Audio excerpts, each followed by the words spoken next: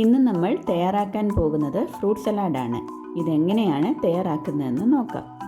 എല്ലാവർക്കും നന്ദാസ് ഡിഷസിലേക്ക് സ്വാഗതം. ഒരു ബൗളിലേക്ക് 1 കപ്പ് ആപ്പിൾ ഈ കാണുന്ന വലുപ്പത്തിൽ കട്ട് ചെയ്ത് ഇടാം. അതേ കപ്പിൽ തന്നെ 1 കപ്പ് പ്ലം, 1 കപ്പ് ഏത്തപ്പഴം, 1/2 കപ്പ് സ്ട്രോബെറി, 1/4 കപ്പ് പച്ചമുന്തിരിങ്ങ, 1/2 കപ്പ് കറുത്ത മുന്തിരിങ്ങ, 1/4 cup dragon fruit, 1/4 cup kiwi, ഓറഞ്ചിൻ്റെ അല്ലി അതിൻ്റെ പുറത്തെ സ്കിന്നൊക്കെ കളഞ്ഞിട്ട് അതുകൂടി 1 കപ്പ് ഇതിലേക്ക് ഇടാം. പോമഗ്രാനൈറ്റ് 1/2 കപ്പ് കൂടി ഇതിലേക്ക് ചേർക്കാം.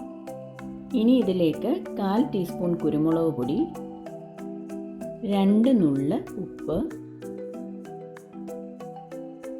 1/4 കപ്പ് ഓറഞ്ചിൻ്റെ നീര്.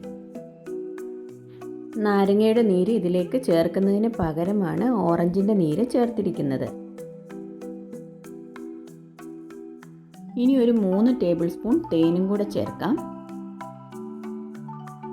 ചൂടുകാലത്ത് കഴിക്കാൻ പറ്റിയ നല്ല ഒന്നാന്തരം ഒരു ഫ്രൂട്ട് സലാഡാണ് ഇത്.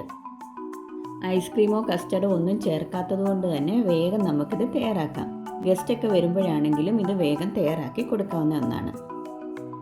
ഇനി ഇതെല്ലാം കൂടി ഒന്ന് ചെറുതായി മിക്സ് ചെയ്തെടുക്കാം. ഒന്ന് ശ്രദ്ധിച്ച് വേണം നമ്മൾ ഇളക്കി കൊടുക്കാൻ, അല്ലെങ്കിൽ നന്നായിട്ട് പഴുത്ത ഫ്രൂട്ട്സൊക്കെ അതിൻ്റെ ഷേപ്പ് അങ്ങ് നഷ്ടപ്പെടും.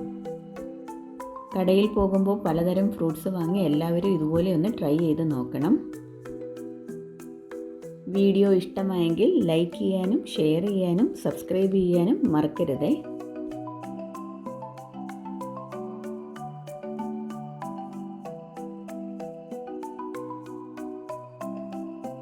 Thank you.